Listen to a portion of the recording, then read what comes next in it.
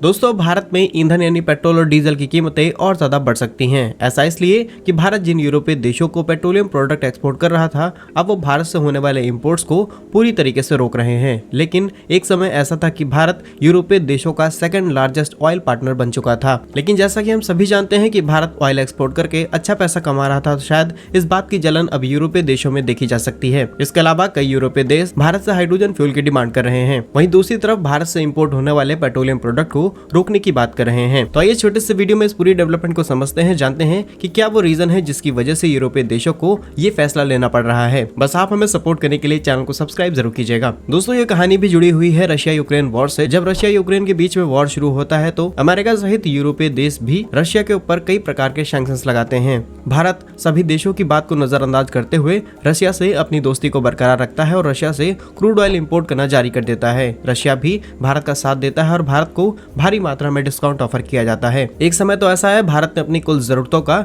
40 से 42% कच्चा तेल सिर्फ रशिया से ही इंपोर्ट किया है। लेकिन यूरोपीय देशों को इस बात का बुरा तब लगा जब रशिया ने भारत को दिए जाने डिस्काउंट को ऑलमोस्ट कम कर दिया। लेकिन उसके बावजूद भी भारतीय ऑयल कंपनीज ने लगातार क्रूड ऑयल की परचेसिंग रशिया से जारी रखी। और क्योंकि यूरोपीय देशों ने रशिया के ऊपर सैंक्शंस लगा रखे थे, तो डायरेक्टली रशिया से क्रूड ऑयल या फिर रिफाइंड पेट्रोलियम इंपोर्ट नहीं करा पा रही थी। लेकिन तीसरे रास्ते यानी कि भारत रूस से कच्चा तेल खरीद रहा था और उसको रिफाइन करके यूरोपीय देशों में वापस बेच रहा था। और यहीं पे यूरोपीय देशों के अंदर जलन की भावना शुरू होती है और वो कहते हैं कि भारत के अंदर अल्टीमेटली रशिया से आने वाले तेल को ही यूरोपीय देशों में बेच रहा है और भारत उनके द्वारा लगाए गए सैंक्शंस का उल्लंघन कर रहा है। लेकिन ये सिर्फ अधूरा सच है। पूरी खबर ये है कि अगर भारत इन देशों को पेट्रोलियम प्रोडक्ट एक्सपोर्ट न करता तो इनकी हालत आज बहुत ज्यादा खराब हो जाती। जैसा कि हमने बताया कि भारत देखते ही देखते यूरोपीय देशों का सेकंड लार्जेस्ट ऑयल पार्टनर बन चुका था और जैसे ही यूरोपीय देशों के अंदर ट्रैवलिंग शुरू होती है, यहाँ पर पेट्रोल, डीजल, यहाँ तक कि एविएशन फ्यूल की कमी पड़ जाती है। और कई यूरोपीय देशों को भारत ने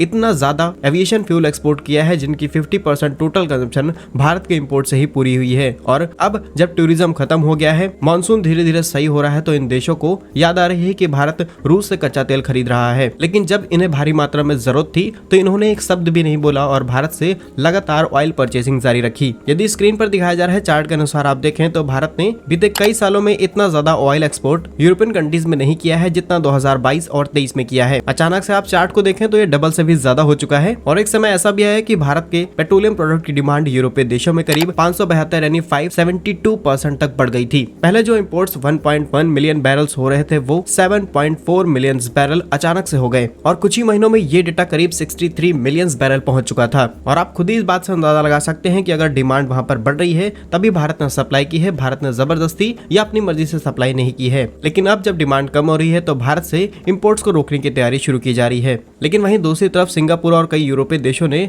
भारत से ग्रीन हाइड्रोजन की डिमांड रखी है। उनका कहना है, खासकर यूरोपीय देशों का कहना है कि हम भारत से करीब 11 million ton green hydrogen every year purchase करने वाले हैं। लेकिन यदि यूरोपीय देश भारत से होने वाले पेट्रोलियम प्रोडक्ट के एक्सपोर्ट को रोकते हैं तो भारतीय रिफाइनरीज में जो दिन रात रिफाइन का काम शुरू हुआ है, इसके अंदर काफी ज्यादा नेगेटिव ग्रोथ देखी जाएगी। और सिंपल सा कॉन्सेप्ट है कि जिस चीज का मास प्रोडक्शन होता है उसकी कॉस्ट कम की जा सकती है, लेकिन जिस चीज का मास प्रोडक्शन नहीं होगा उसकी कॉस्ट कम नहीं होगी। ओवरऑल जो भारतीय कंपनी लगातार पेट्रोलियम प्रोडक्ट बेच कर प्रॉफिट में आई हैं, वो धीरे धीरे लॉस में जाना शुरू हो सकती हैं और वो अपने लॉस को रिकवर करने के लिए भारत के अंदर महंगे पेट्रोलियम प्रोडक्ट यानी कि पेट्रोल, डीजल को महंगा कर सकती हैं। यहाँ तक कि एविएशन फ्यूल भी महंगा हो सकता है और फ्लाइट की टिकट्स के दाम भी ऊंचे जा सकते हैं। ओवरऑल देखा जाए तो भारत अभी रशिया से बड़ी मात्रा में कच्चा तेल खरीद रहा है और सप्लाई अभी भी यूरोपीय देशों में जारी है। लेकिन यूरोपीय देशों ने डिमांड रखी है कि हम अल्टीमेटली रशिया का ही तेल खरीद रहे हैं, तो इसके ऊपर रोक लगाई जाए। वहीं भारत से हाइड्रोजन की डिमांड की गई है। बाकी आप हमें कमेंट्स में जरूर बताइएगा कि ये देश भारत से होने वाले पेट्रोलियम एक्सपोर्ट को रोक रहे हैं,